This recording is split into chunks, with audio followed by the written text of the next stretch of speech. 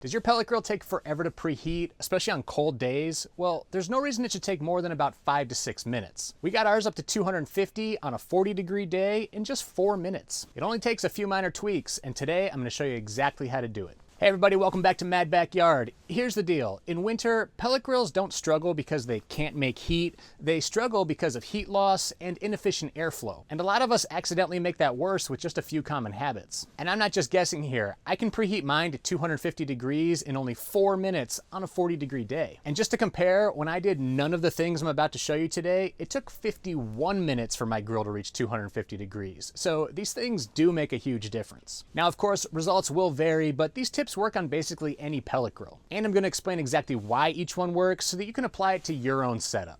So let's get into it. In order to preheat your pellet grill faster, you need to understand exactly where the heat is coming from. The heat is coming from the fire pot, also called the burn pot or the ash pot. The pellets are drip fed into the fire pot.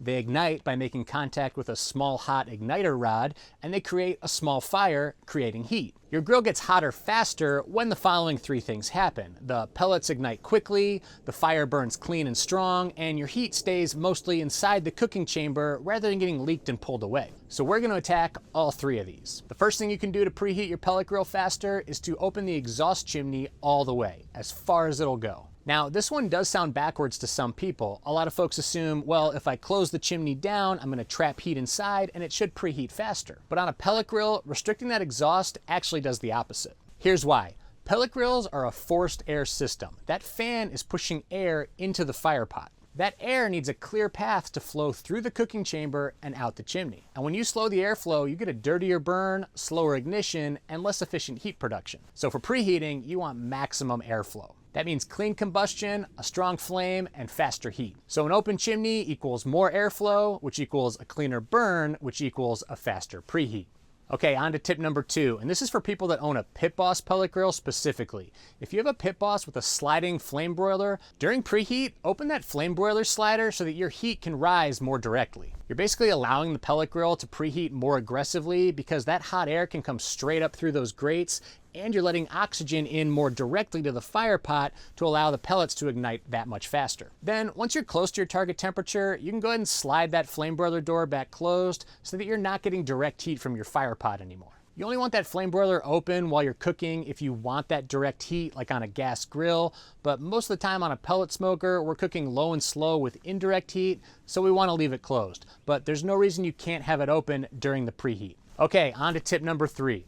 Make sure to clean your ash pot out really well so that your pellets make good contact with the igniter rod. A dirty ash pot is one of the most overlooked reasons that people have not only slow preheats, but all sorts of issues with their pellet grill. We talked about it at length in our pellet grill beginner mistakes video, which I'll put a link to right up here, how a dirty ash pot can lead to not only temperature swings and fluctuations, but if left unattended and it really fills with ash, it can actually cause what's called a burn back, which is a fire inside your auger or your hopper. So make sure you're cleaning that ash pot out regularly. I do it before every single cook. But when it comes to preheating, if your fire pot's full of ash, you're basically insulating the igniter rod. That igniter rod needs good contact with your pellets so that they can ignite quickly. When there's a layer of ash on the bottom of your fire pot, the pellets don't sit right, they don't get good airflow, and they definitely don't make contact with that igniter rod, and the preheat cycle is going to take forever. A clean fire pot, on the other hand, means your pellets will ignite faster, your fire will be stronger, and your pellet grill will preheat faster. So if you want a faster preheat,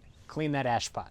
Tip number 4, make sure to use good, clean, quality, dry pellets without a lot of dust. Your pellets are your fuel, and when they sit in the bag or exposed to air, they absorb humidity and moisture. That moisture makes them expand, and when they expand, they're less dense, and when they're less dense, they don't burn as hot. That's why I always take my pellets out of the bag and I store them in a good airtight container like this one I use from Oklahoma Joe's. I like this brand specifically because of the mesh screen that comes with it. I can shake out all the dust from my new bag of pellets before I dump them in the hopper. Good quality dry pellets without a lot of dust means a good cleaner burn and a faster preheat in your pellet grill. All that dust does is take up space in the auger, it burns up instantly and does nothing to help preheat your grill. So if you use good quality pellets, keep them dry, and get rid of the dust, your pellet grill will preheat faster. Okay guys, on to tip number 5. If you don't specifically need those heavy cast iron grates that might have come with your pellet grill, swap them out for some simple stainless steel ones. While those heavy duty cast iron grates might seem nice, this is one of those tips that makes immediate sense once you really think about it. Cast iron grates are heavy, they're thick, and they become a heat sink inside your cooking chamber.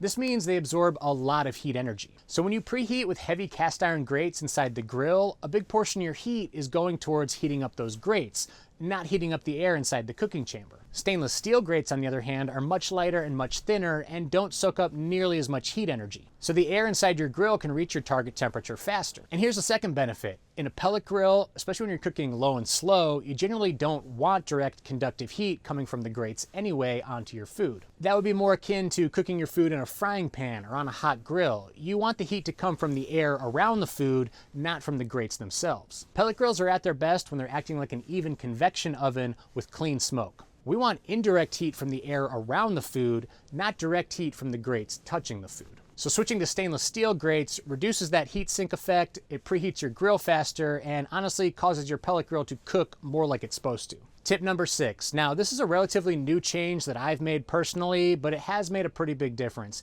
And that's how we want to keep cold air from getting sucked up the grease chute. This is a bit of a sneaky one, but I have found it does make a difference, especially when it's cold outside. Most pellet grills have an open grease bucket hanging off the side, and that little grease chute where the grease comes out is a little tunnel where cold air can enter the cooking chamber. Yes, we want airflow in the cooking chamber as we discussed before, but we want all the air entering our pellet grill to come through the fire pot where it's getting heated. The air coming in through the grease chute is ice cold and never gets heated up. All it's doing is counteracting the warm air inside our cooking chamber. When it's really hot outside, it doesn't make that big of a difference. But in the winter, that cold air can act like a constant draft, like leaving a window open in your house when you're trying to heat it. So what I've recently started using is this enclosed bucket rather than the open one that came with my grill. Less cold air entering the grill means a faster preheat at the beginning and steadier temperatures while you're cooking. I'll have another video coming out shortly where I compared exactly how much of a difference on a cold day it made using the enclosed grease bucket versus the open grease bucket. So make sure to hit the subscribe button if you haven't already so you can check out that video as soon as it comes out.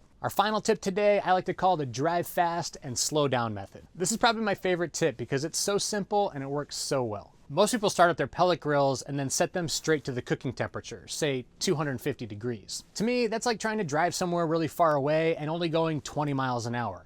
Yes, you'll eventually get there, but there's a better way. Instead, let your pellet grill run through its startup cycle normally, but when it's time to set the temperature, don't set it to your cooking temperature.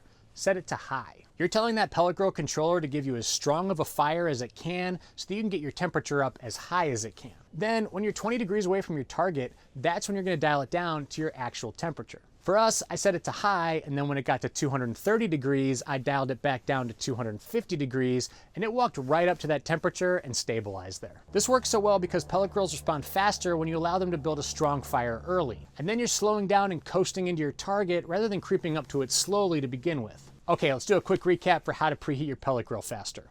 Number 1, keep your exhaust chimney wide open for maximum airflow and a cleaner burn on your pellets.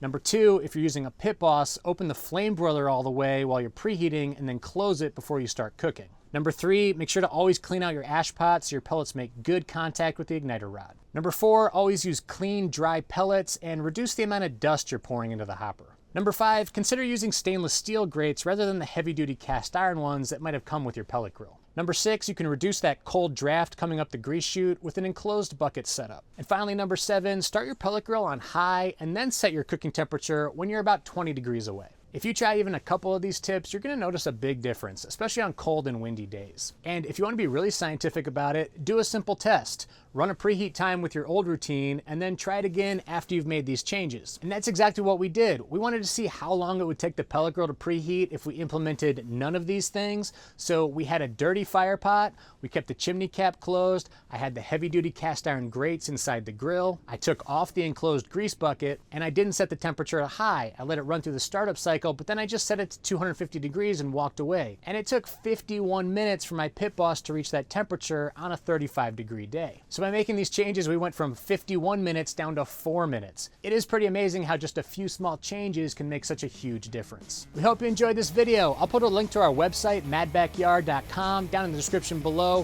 where you can get even more information about how to use your pellet grill. I'll also put links to all the products we used in the video today down in the description below if you want to check those out as well. And if you have any other tips or tricks that you like to use when preheating your pellet grill that maybe we didn't think of, let us know down in the comments. We're always looking for new ideas. And as always, thanks for watching.